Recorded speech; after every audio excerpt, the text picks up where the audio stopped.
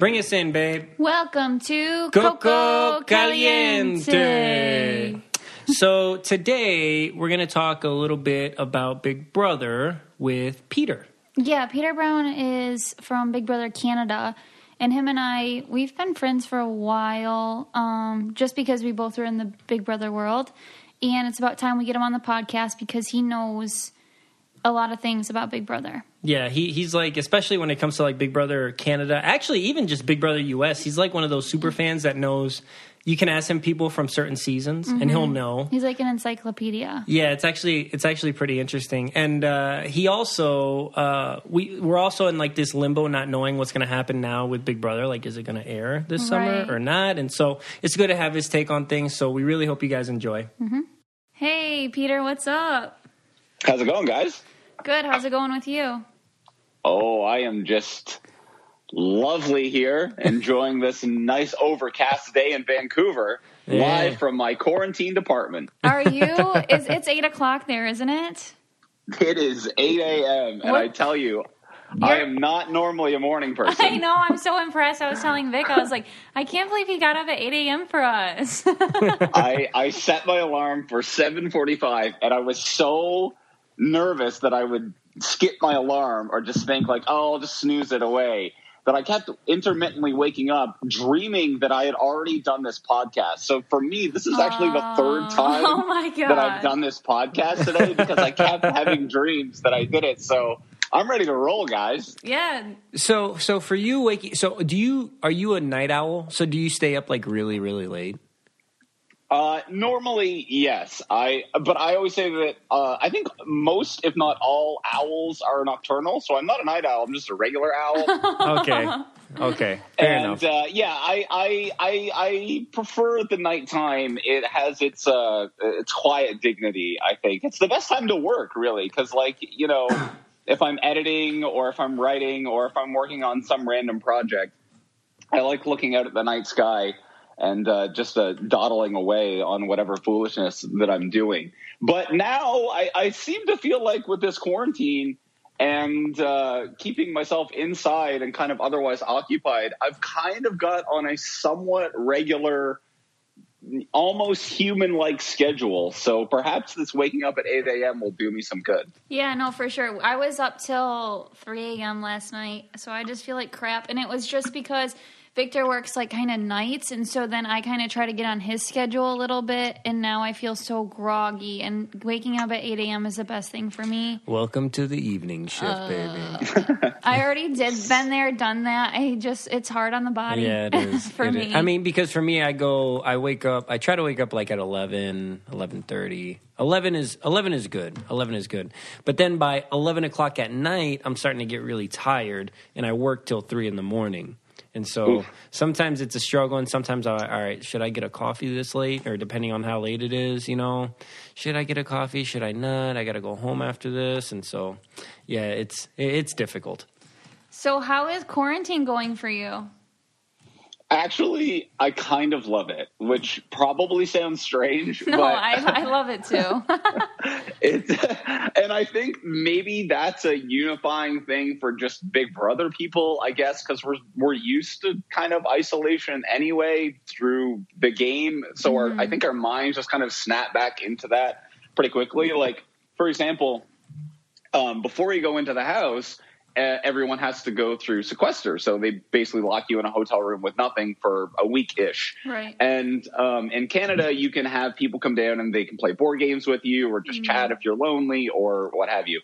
I didn't do any of that. I wanted complete and total isolation the whole time just to prepare for the game. And everyone was crazy.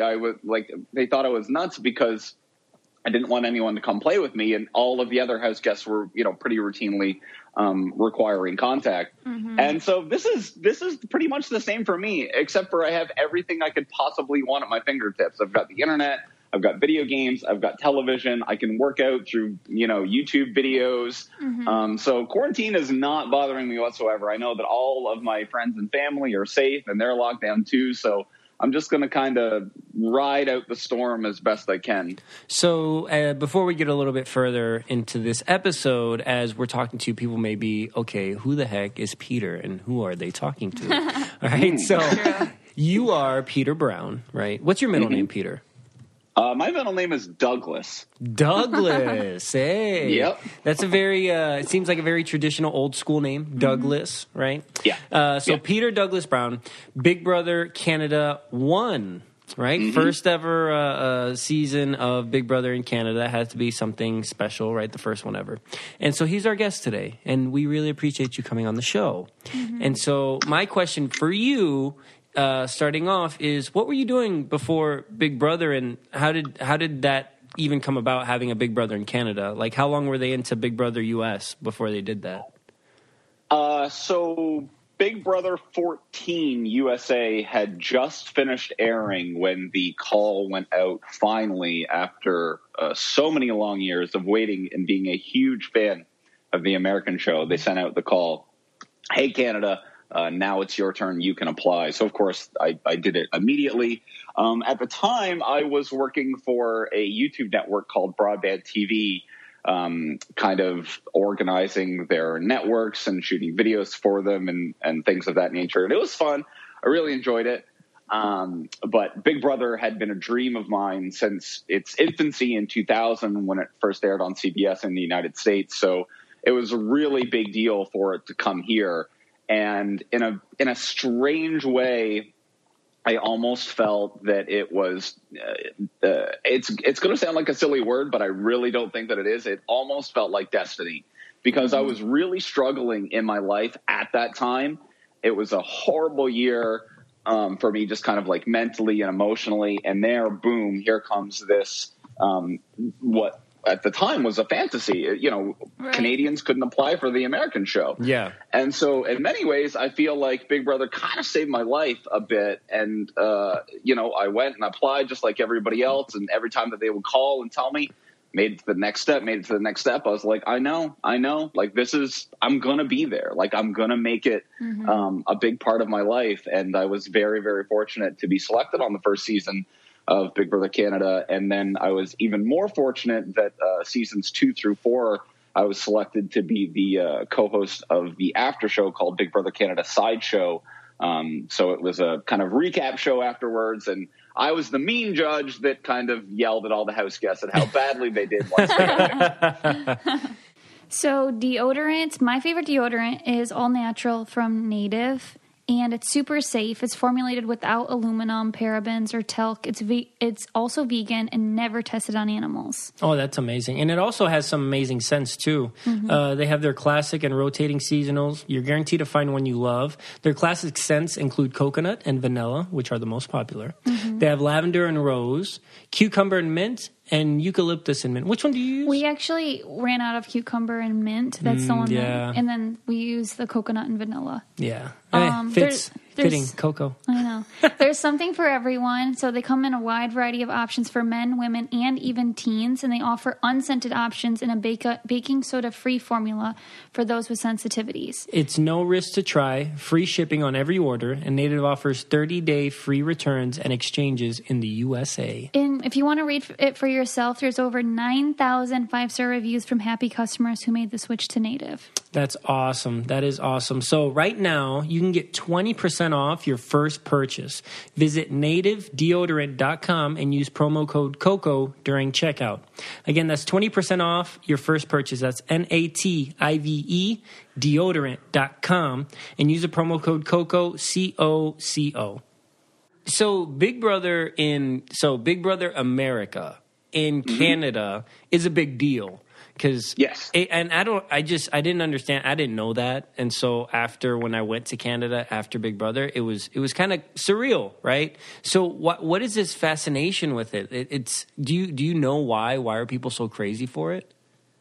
That's a great question, and I think that people love Big Brother for a lot of different reasons. But to me, I think what really is the drawing factor is it's ordinary people in an extraordinary environment. So you don't have to have you don't have to be a professional athlete or a world-class chess champion or be able to do advanced physics. You don't have to be the top of your field to get into the Big Brother house. You could just be a regular, interesting person. I think that really appeals to a broad audience. But a proper Big Brother game should reflect the world in which it's being contested. And it grows and evolves and changes every year. And it's about seeing what people would do in this wild magic house that a day feels like a week feels like a month, and a month feels like an absolute eternity. Mm-hmm. So when you're in there, it's kind of this self-isolating magic world where there's clear rules and structures that, you know, you can rely upon. Big Brother gives you food. It gives you all these fun games to do. But then you watch it and it's just like, hey, I could do that too. And I could be there. And what would I do in that scenario? Where's my line? How far could I go? Would I be able to do that challenge? I think it just offers such a unique thing. And then going back to Big Brother reflects the world in which it's taking place.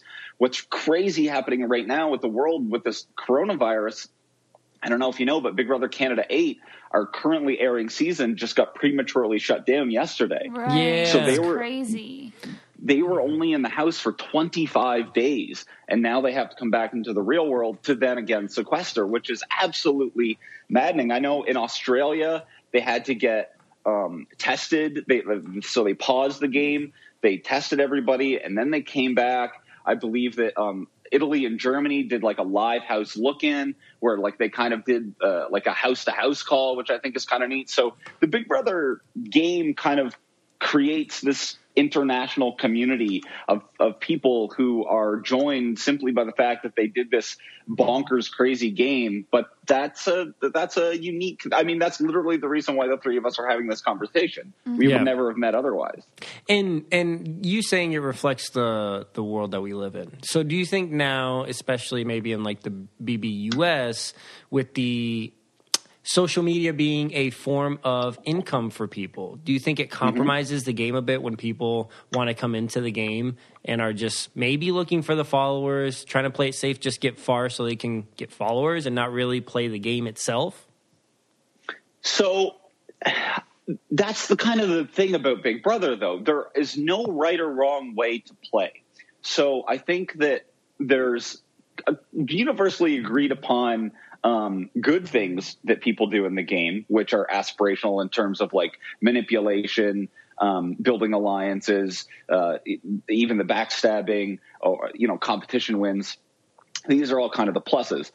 On the negatives, there's exactly what you're referred to. People going in kind of looking just to become a star. Yeah. Or, you know, grow their fan base. These are kind of things that are negatively looked upon in the show. However, that is the world in which we live in. And 15 years ago, 20 years ago, when the show started, you can't look at it completely through rose-colored glasses and go, those people didn't want to be famous, or those people, there wasn't an element of wanting to be on TV or grow their brand or whatever. Like, you can literally look back as far as Big Brother USA Season 1.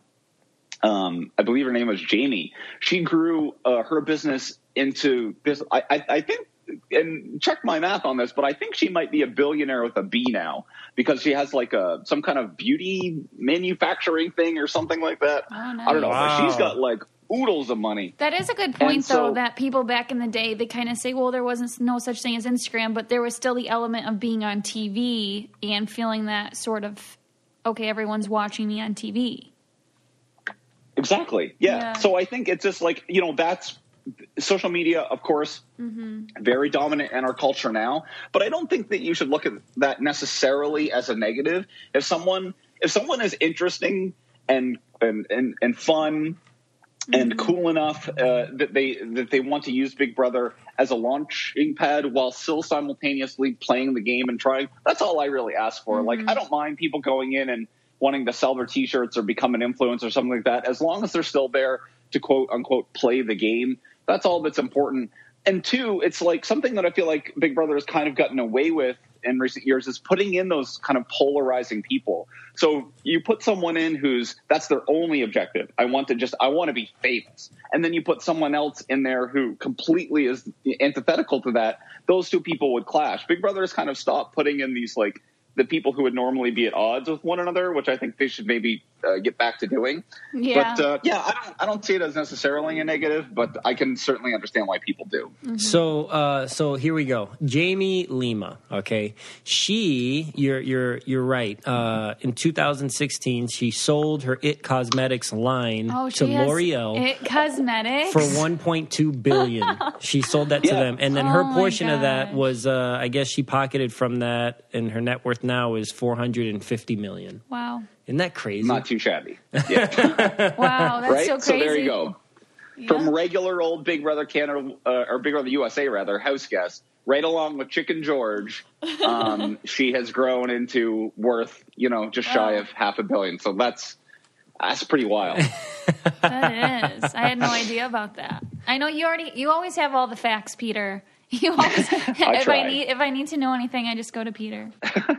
So Victor and I are engaged, obviously, and planning our wedding is pretty stressful enough. And then plus we're going through these times right now. Absolutely. And so Zola, according to their survey, 96% of couples think planning their wedding was already stressful. Yep. And now there's some added stress. So Zola makes wedding planning easier and less stressful with wedding websites, registry, invites, and guest list manager all in one place.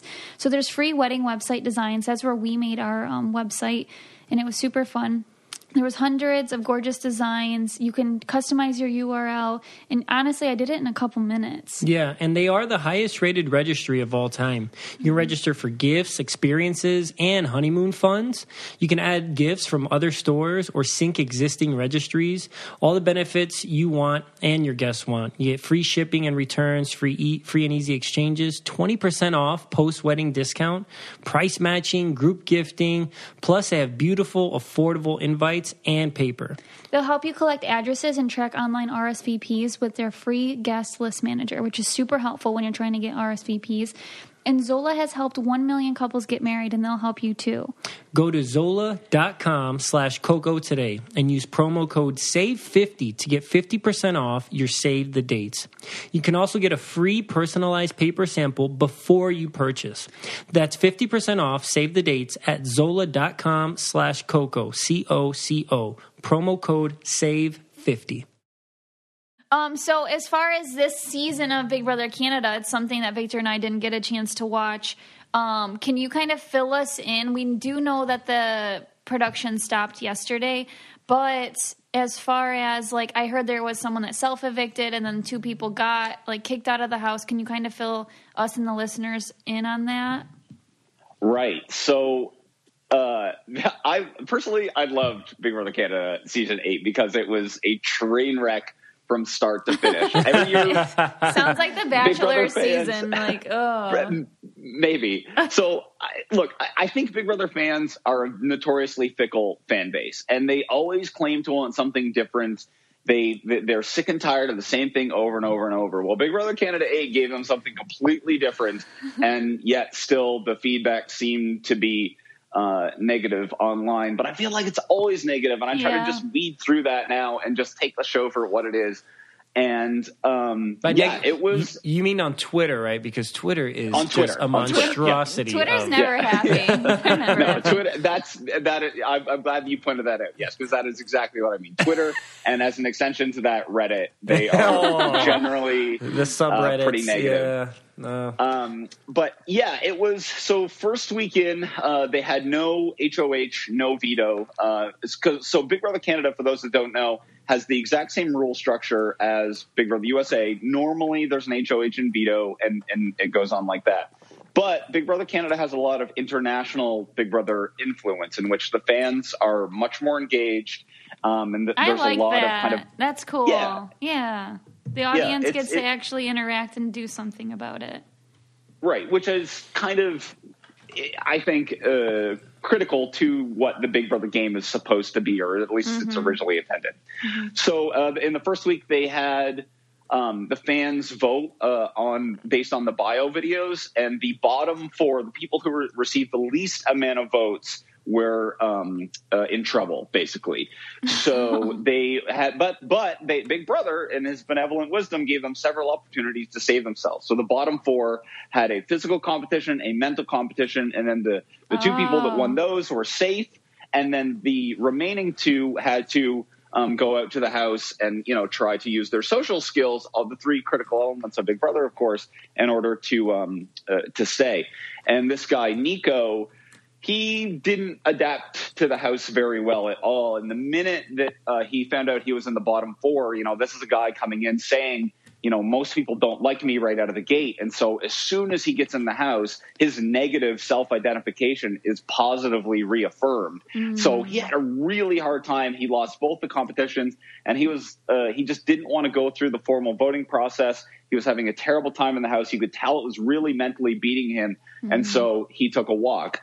I don't like when people take a walk, but in this particular case, it didn't look like his mental well-being was positively being impacted while in there, so he left. Second week was pretty much a normal Big Brother week. This guy, Michael, got evicted in a pretty nice backdoor move. And then the third week is when things really started to get crazy. There was a conflict kind of brewing the entire time between this guy, Jamar, and Kyle. And it came to a boiling point after a house meeting, which for future Big Brother players is never a good idea. Do not do house meetings. So Jamar and Kyle were unfortunately ejected from the game. And then and that created a really strong backlash on Twitter. There was a lot of people who didn't quite understand why specifically Jamar, was removed from the game. And then they felt that because of there was huge backlash because Jamar was removed. That's why production removed Kyle then later. So there was some controversy around that. And then the show didn't really entirely address it. They kind of just said, take our word for it. They didn't show everything, which, I can understand the reasons both for and against. But regardless, then continuing, there was another controversy with this woman named Carol. And she had been kind of saying some disreputable things throughout the game and had expressed intent to leave constantly. Just every week was like, I can't do this. I don't want to be here. The competitions are too hard. In the diary room or to like her friends? To people in the house. Oh, okay. So that's a good point that you brought up, because there was some speculation, to give Carol the extreme benefit of the doubt, that perhaps she was just using that as a strategy. Right. So it's a great second place strategy. Nobody in the world believes this. She's not saying it in the diary room. There was basically a whole episode about her wanting to quit, not wanting to be there, wanting to go back to her family, which I think is just the worst thing. Like, I think it's such a beautiful thing to be in there, such a huge opportunity. It's such a wonderful community to be a part of, and just to get in there and waste the spot and just constantly want to leave is shameful. And so we haven't seen the follow up yet because, the feeds went down and the show was then pulled. But the speculation is that she self-evicted, or basically she had convinced the HOH to put her up, and then the house to just all vote her out, which is a huge waste of an HOH, or would have been had the season continued, but either way. So she all but walked, it might not be a proper self-eviction, but it's still basically a self-eviction. And then they, on day 25, they were like, sorry guys, that's all we got for you this time. And then they went out. So that's your fast forward BB Can 8 recap. It's very good. I feel like I know a lot now. It seems like, the season was already off to like a weird start. So kind of like shutting it down wasn't like, oh my God, this is the best season. Everybody, we got like two sides of the house going at it. The characters are so lovable. Not that they weren't, but that they were self-evicting and that they were fighting, and that there was a lot of people online like not agreeing with what they were saying. That's always hard, I think, on the Big Brother producers, because they have to decide, what are we going to show? What are we going to hide? And then if they hide anything, they get, and a lot of crap. And if they show things, they get a lot of crap. So it's very, I don't know. It's crazy that they shut it down, because with the coronavirus, I would think that they would be kind of safe in there. They're kind of quarantined, right? So why do you think they had to shut it down? Because like maybe setting up sets in the back? Do you guys have a backyard? Yeah, so there is a backyard, and there's kind of two. So what you would normally call the garden or the backyard in the Big Brother Canada house is part of the enclosed structure. So like 99% of Big Brother Canada is entirely indoors. In the United States, basically everywhere else in the world, when you go out from the house into the garden area, it's, blue sky. Big Brother Canada is not like that because we shoot in the winter months. So we do have a hot tub area, which is kind of extended past the backyard, that you can actually look up and get fresh air and blue sky. But the where the challenges take place and where the house guests hang out in the backyard is enclosed. So so there. I don't think it was a house guest safety issue necessarily, because obviously, I mean, they've been in there for 25 days. They would have been in sequester for about 10 days. That's well more than a month. Nobody's showing signs. Obviously, everybody in there is healthy. I think the reason why they ended up having to pull the plug, because let's be real, controversy creates cash. And so all of the online chatter, even though it's can be negative, that's probably, so Big Brother Canada gets over 1 million views per episode, and the online fan base is maybe 25,000, 30,000 people at most. That's like less than 1% of the total fan base, but it feels like it's the opinion of 1 million people because that's all you see. So I think people need to kind of keep that in mind too, as how impactful or whatever Twitter thinks that it is. But regardless, the ratings were great. The show was beautiful. The characters were interesting. So it's like, there would have been no other reason to shut that down, but the province of Ontario essentially shut down all non-essential business. And even though film and television productions were included in that list, several members of the production felt that, they didn't want to come to work, which is totally understandable. It's a huge show. There are hundreds of people that work on it. It's very difficult to do remotely. So even though the house guests themselves were probably the safest people in the country, it's still the production going back and forth. And I know that they were taking extreme precautions regardless, but, we don't know what the world's going to look like in a month. There's still, almost 2 months of the game left.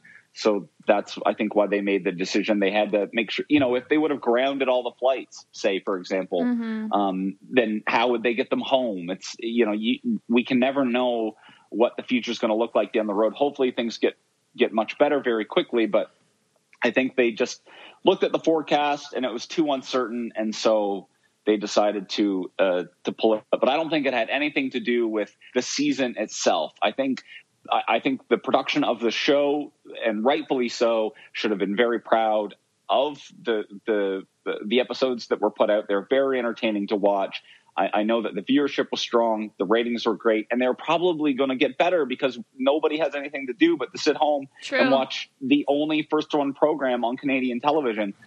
So I think that Big Brother Canada 7 had the highest ratings and most viewership of all of our seasons so far. I think Big Brother Canada 8 would have beaten it hands down. I guess we'll never know now, but it got off to a huge start. The episode I think was up 36% from the previous year's premiere. So I'm quite confident that they'll be back for season 9. That's what I was going to ask you. What does that mean for Big Brother Canada? And so you don't think these house guests will get another chance to play? That's a great question too. And I like to think of it, if I was in there, and I'm sure you guys would feel the same. Yeah. If that was your shot, your one opportunity. And there's this guy, Sheldon. So Sheldon won half of the HOHs that were available to win. And this guy, Hira, he won 2/3 of the vetoes that were available to win. So they were off to really good starts. And then they had their games pulled and their dreams, abruptly ended. The alarm clock went way before it was supposed to. And now they're back in the real world. Should they get another shot? Will they get another shot? I can't answer those questions. I think they're going to want to believe that they should get another shot, but how do you put that group back in? Yeah. Then now seeing the episodes, understanding how people were playing, I mean, that puts a lot of people at such a disadvantage. I don't know. I mean, there were a few characters that really stood out that I think could maybe be pulled back in. But if you're a late bloomer in this cast, if you were playing for jury hadn't even started yet. And if you're playing for the playoffs kind of, that might be all you get. So for me personally, that stinks, because I feel like if that was me, I would just be, who is that girl? Because it takes me a while to kind of come out of my shell and to establish those relationships and feel comfortable being goofy and all that type of thing.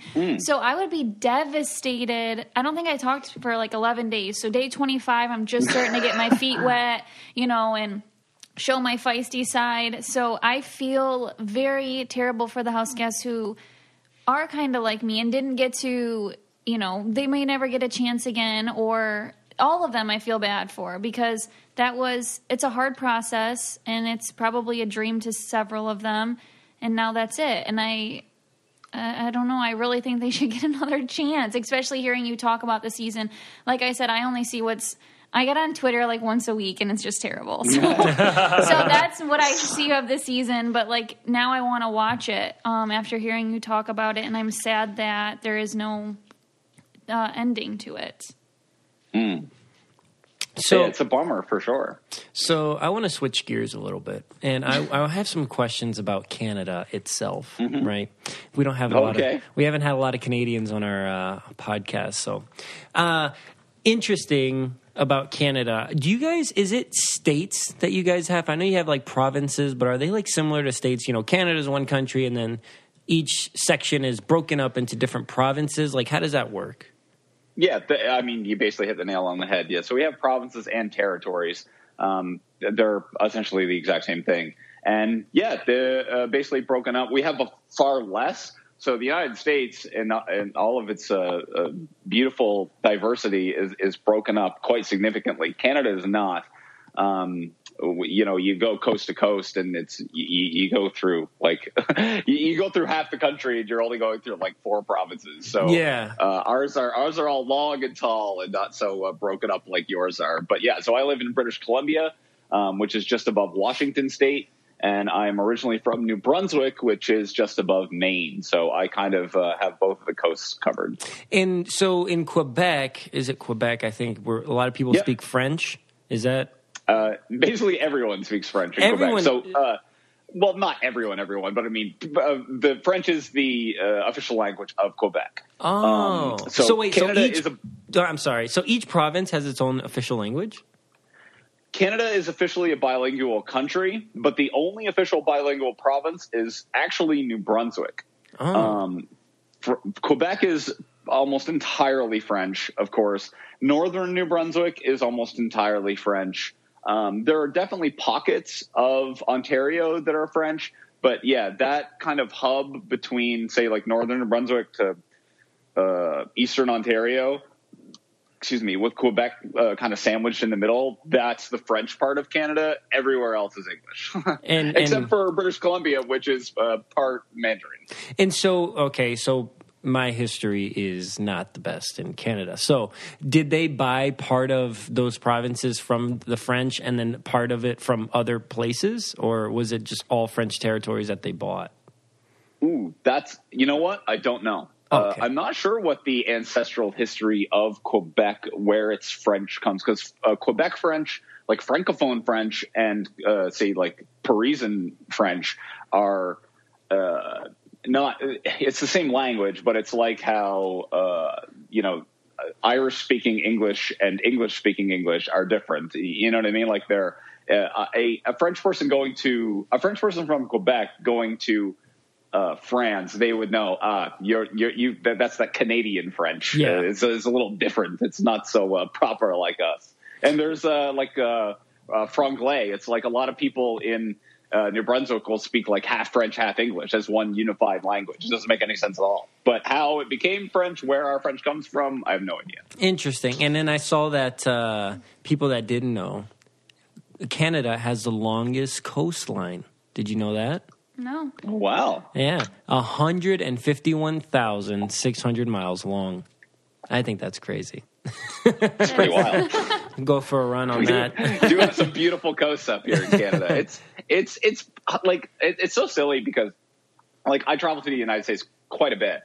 mainly for Big Brother related stuff, because that's a large part of my extended friend group. And so a lot of Americans are like, oh, like they just assume that it's freezing cold up here all of the time. That's a common misconception. Yep. And it's in Vancouver specifically, we get the most beautiful summers you have ever seen and the rainiest winters you have ever endured. But I mean, Vancouver basically gets next to no snow at all. And we have one of the warmer climates in Canada, like certainly far better than if you were in the, that northeastern hub of the United States, the New Yorks and Bostons and Phillies and cities like that, or Chicago or something that get like, these really, really cold winters. It's like we're not so different, you and I suppose is my point.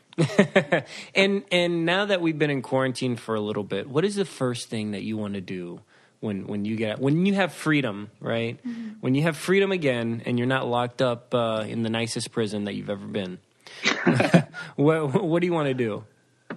The first thing that I will probably end up doing is going downtown.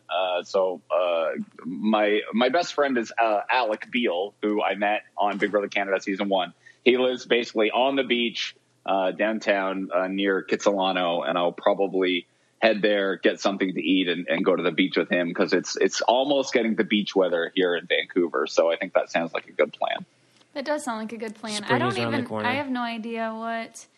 I think like when you said the quarantine, like you're doing fine with it. I think that I'm doing fine with it because I was thinking about this kind of deeper, where I do work from home now. And so I feel like I have a lot of stress of trying to keep up with all these people. And for the first time in a long time, I don't feel guilty for, like, I would feel guilty for even thinking about opening a puzzle, thinking about reading a book, thinking about, binging a show.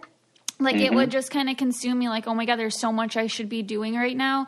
And now it's kind of like I don't feel bad about doing the stuff that I like, or like the hobbies or my art projects and things like that. So I think it's important for people to realize that, do those type of things, cook those meals that take an hour and not 5 minutes for your health, This is a random thing, but I was just like thinking, maybe that's right. That's why I feel, because people would think my anxiety would be 10 times worse. And in all honesty, it's not.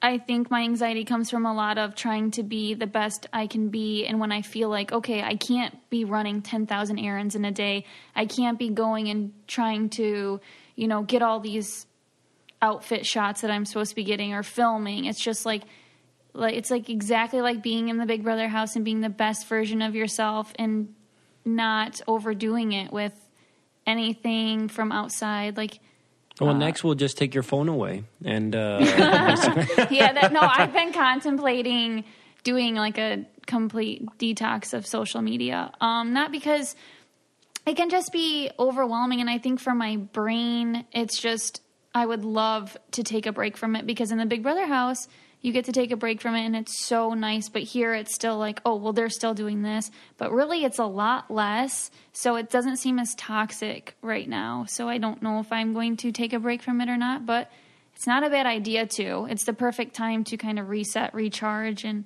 get ready for whatever's next. Absolutely. And then, Peter, I was wondering, what do you think this will mean for Big Brother US this year? Well, that's the $1 million, or the $500,000 question, I suppose. But quickly, before I get to what I think might happen on Big Brother, I just want to say that you are 100% right about how you're feeling, and I really hope that people are taking advantage of this time. I know a lot of people are going stir crazy, but if you look at it like a mental reset and an emotional recharge, I think that your world will be so, like, I struggle from anxiety and depression and the like, just like I'm sure several other house guests and other people who are not in the Big Brother family do too. And this has done wonders for, like, I could 100% identify with everything you just said. Oh, good. So I'm really happy for you about that. But for Big Brother USA this summer, so I heard a rumor that the casting had stopped for Big Brother USA this year for one reason or another. Obviously, I think we can probably piece together why. So that leads to the speculation of, okay, well, if the season goes ahead as originally intended, what will happen if they're not casting for it? And so that naturally leads to those two little words that everybody says every single year, regardless of the state of the world. All-Stars. I'm sure you can figure out what they are. And you know what? I think that's an awesome idea if it is safe to do so. If it is safe for people to go to work and it is practical to produce 100 days of television, for that summer viewing audience who are going to be starved for first-run programming because the Olympics have been pushed to next year, so there's going to be nothing new on TV. And you know what? The fans have been begging for it since the day it stopped. It's the number one most speculated, news item leading up to every season. And so CBS, please, if you're listening, pull the trigger. Just do it. That's it's hilarious. What everybody wants to see. There are so many cool personalities, even just in the last, say, 8 to 10 seasons of USA, that you could definitely put together an amazing group to go in and play that game on its highest level. And I think that's like, I love watching Survivor this year. I don't know if you guys are watching Survivor. Yeah, so my mom is so obsessed with Survivor, and especially this season. And then I started watching it too, and it's really, really fun to watch. Right, because I'm sure you know most of them. Yeah, Like you must have met, not maybe most of them, but you've at least probably met a few of them, and just through the reality community. It's like, it's fun to watch people that you know play, and it's fun to watch people who have all won, which has never happened to play in this environment. But any all returnee season is just going to have that little bit of extra oomph at the beginning because everybody knows what to do. You go in at 100%, hit the ground running, ready to go. So that's what I hope happens. If they go through with the season, I do hope that they bring back and just do an All-Stars too. But we'll see what the world looks like in June. Well, Peter, thank you so much for joining us this morning. We appreciate you waking up early for us. Yes, Peter, thank you. We no problem, guys. It was lovely to hear from you. I appreciate you having me on. Yeah, anytime. Enjoy your quarantine, and hopefully we'll be out of this situation soon enough. Stay safe. Yes, I agree. You too. Bye, Peter. Take care. Bye. We hope you enjoyed that episode with Peter. It's always cool to hear different perspectives on what they think's going on. Absolutely, and Canada's like a different country, even though it's in the same continent. So, our friends across the border. All right, so what do you got for Weird or Normal? Weird or Normal this week is it weird to use your partner's toothbrush? That's disgusting. Why is it disgusting? Because it's... Okay, so Nicole and I have had this problem in the past where we go on a trip and she's like, ooh, I forgot my toothbrush. Can I use yours? And I'll go, no, that's disgusting. Let's just buy one downstairs or ask them for one, right? And then why is it weird? It's just it's the concept does gross me out. I don't do it if I for fun. Well, when you brush your teeth, you create these. And sorry if you hear it in the background, it's coffee making for work. But when you brush your teeth, you create micro tears in your gums, right? And so all I can think about is like all these little gum particles, it is kind of gross when you're skin and then you put that on my toothbrush and then I brush my teeth and I'm just like, but ugh. Yet you will stick your tongue in my mouth. Okay, that sounds disgusting. We kiss. Yes, we do kiss. It's called a French style kiss. But that's just completely different, and I can see how you can make that argument, but it's still. Well, what about using someone else's loofah in the shower? Does that gross you out? Do you use my loofah? No, I don't. But yeah, that would be nasty. I'm thinking about scrubbing parts of the body. Yeah, that's disgusting. Even scrubbing your arm or your back with somebody else's loofah, that's nasty. Why? You give me back massages and rub my arms and stuff. So? That doesn't mean that you can just go ahead and use my loofah. Yeah, I don't. No, because so Nicole, knowing that she Nicole knows that I don't like her to use my toothbrush. So we went on another trip one time. I don't remember. Just to be honest, I don't remember any of this. Well, this is all very true because I'm not making this up. And then I walk into the bathroom and I go, my toothbrush is wet. Why is my toothbrush? Nicole, did you use my toothbrush? Yeah. What? Why would you use my And so she did it without me knowing on purpose so I wouldn't get mad or be disgusted. So yes, it is weird. It's not. I only do it if I'm desperate. Would you rather me not brush my teeth? You know what? And it's funny because I had a best friend that did that to me once. He used my toothbrush. And I was like, yo, dude, that is the most disgusting. Be honest, I don't think I could have like one of my friends or best friend use my toothbrush. If Mariah used your toothbrush, would you use your toothbrush after that if she didn't tell you and then she told you afterwards?